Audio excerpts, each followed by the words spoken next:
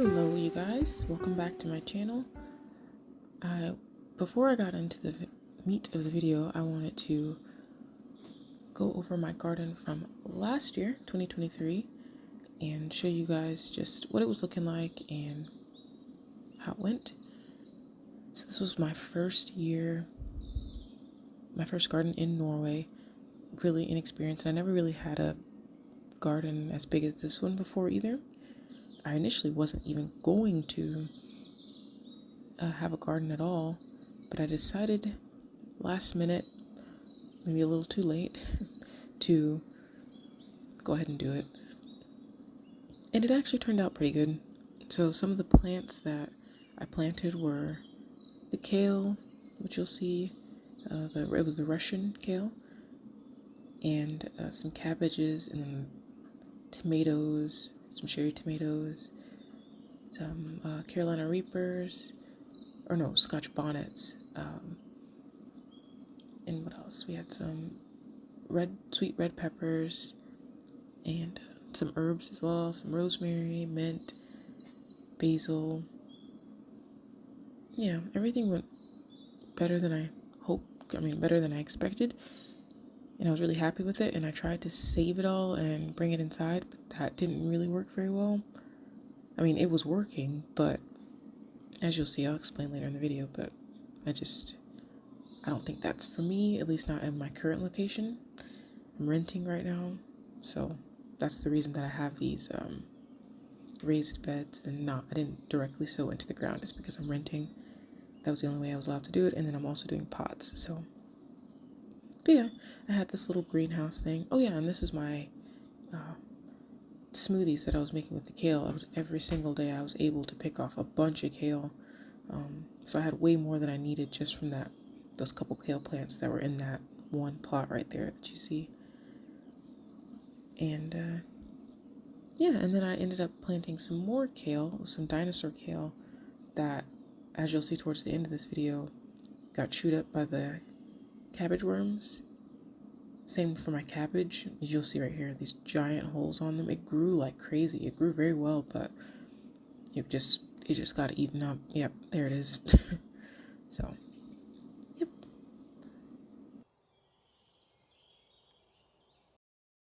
This is the state of things right now. It's not looking good, but I'm gonna fix it. This is the outdoor ones. Really dead. So I want to clean all of that up, and then I also got some seeds that I'm gonna be putting here to sprout. And then what else? Oh yeah, I also have these two bush plants that hopefully will come back. This is the plant. He's here. That will hopefully come back to life. Oh, actually, yeah, look at that. I think it is still alive. I'm so glad. And there's another one over here too. There was a storm, so everything just got tossed around, unfortunately. But hopefully I see a little bit of life in this one too. So, hey, this is good. So yeah, the plan is to put these two into bigger pots like these, and then take out all the dead stuff. Yep. And originally, these plants were inside. These were all inside, and they were thriving. I got the grow lights and everything. But then we all got norovirus, and then the plants got neglected, and it just was downhill from there. So definitely learned a few things, and I know what I'm not going to do next year. I know people swear by their indoor gardens, and it's a cool concept, but until I have a space that's separate from the rest of the house that can be indoors, I don't think that I want to do that again this year because of gnats and just bugs and stuff. I am not a fan of that inside, so outdoors. But I actually had a really successful successful garden last year. So I'm just gonna do what works. And I am in Norway right now, which is another reason this was very experimental for me. Different zone, but stuff that grew well here was the kale, cabbage, things like that. So I'm gonna do some root vegetables this year. See how it goes. Yeah, let's get started.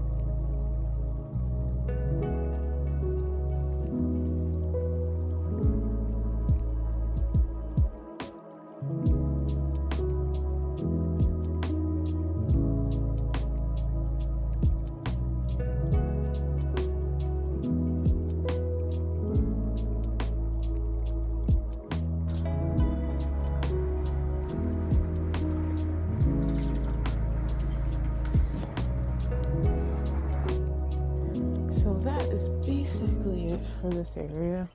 Just cleaned it up some. I'm not done. I'm gonna sweep and stuff. But my main goal was to get these two plants potted. And so basically these are I think it's a black currant plant. And then this one here is a jostaberry? Something like that. But the reason I got these last season. And they were on sale at one of the stores here for like $1. Basically, they were just trying to get rid of them. And they survived like -30 degrees C, which is pretty extreme cold. So I was like, all right, well, they're only $1, so let's see how they do over the winter. And I'll, work with them this spring and summer and see what happens. So hopefully these will grow nicely and survive. But I'm excited about these. I'm really curious. I've never done any berries before. So yeah, that's those two. And then now we're gonna take our way to, take this with me. Make our way to the 3 pots. And this right here is what used to be my beautiful purple kale. I love this plant. I was putting it in my smoothies. You can see a little bit left there, but I was putting it in my smoothies all summer. Really good harvest from this one. And yeah, so I'm gonna try to go and get the starters for this plant at the garden store. I haven't got those yet. I only have the seeds from other ones. And I'm definitely planting this again. Some more kale. Love that. This was green kale, and then I also did some radishes here, which are not dead. I did the radishes late in the season. And this was my cabbage. And man, oh man, did the cabbage worms go crazy. That's another reason I want to get in here now, is to hopefully disturb, if there's any of their eggs in the soil, disturb that before it's time for me to plant here, so that I don't have as big of an infestation. I know they're coming regardless, but I'm gonna try. But yeah, basically gonna clean this out, tussle the soil up a bit, and then plant the seedlings, or the seeds.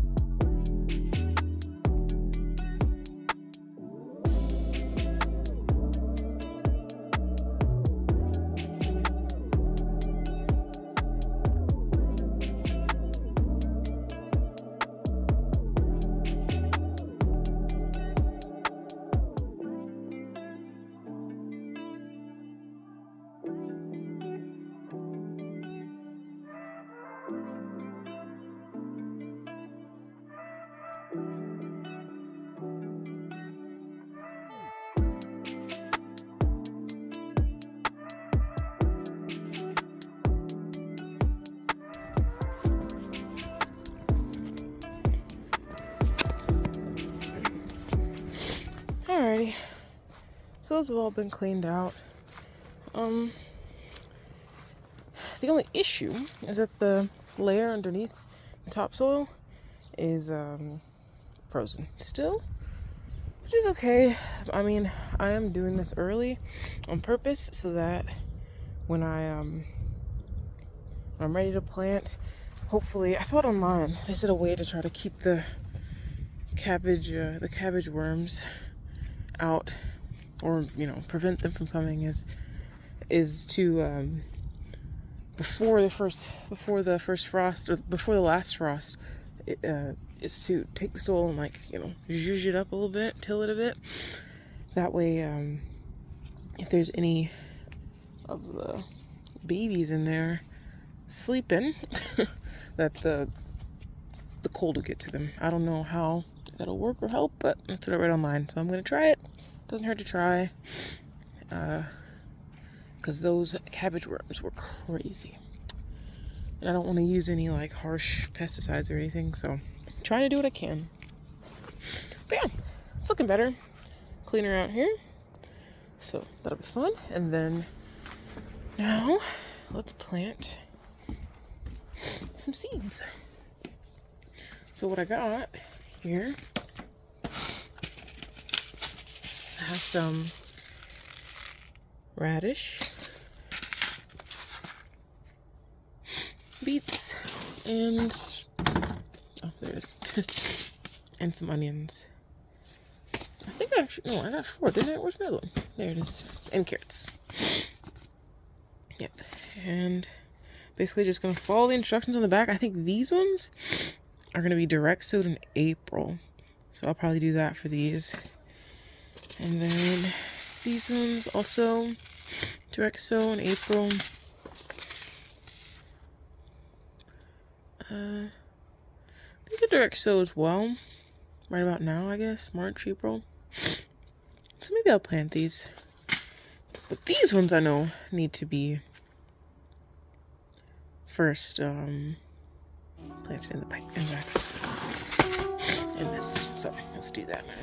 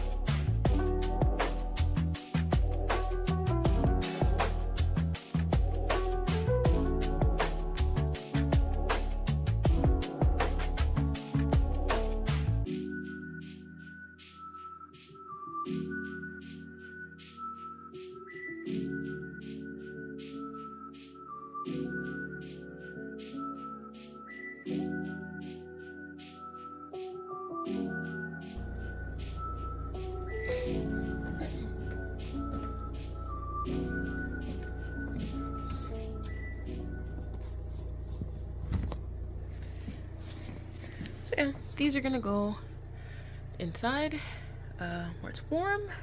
So let those germinate.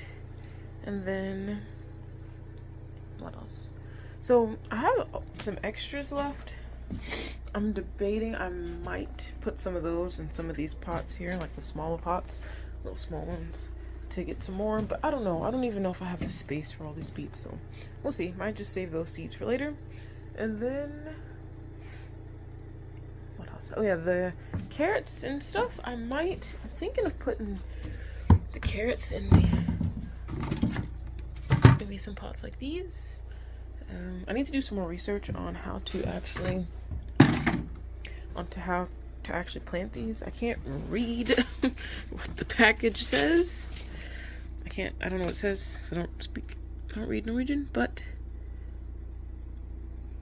I do know that it says to direct sow it.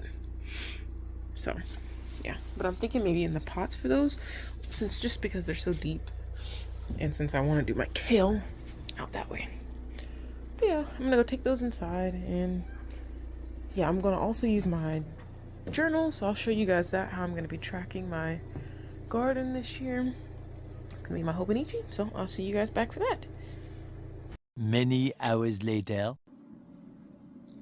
Alright, so this is my Hobonichi in my weekly section, and this is where I'm going to keep track of everything in my garden. And so this is my first year using a Hobonichi, and I wasn't sure what to do with this part, so I've just been tracking the weather here, like the temperature daily, just in case I want to maybe crochet a temperature blanket or something, and just to keep track in general. But basically I'm just wasting all this space here, which I don't like, but luckily I'm gonna be putting my garden info in here, which I think will go pretty well. I won't go too far into it, but that's basically it. I'm just gonna write what I planted, how much of it, when do I need to take it out, or take it from the take the little seedlings out and put it in the garden, put it outside, and then also know when I need to fertilize, and just track how things go. So that's the plan for the garden journal.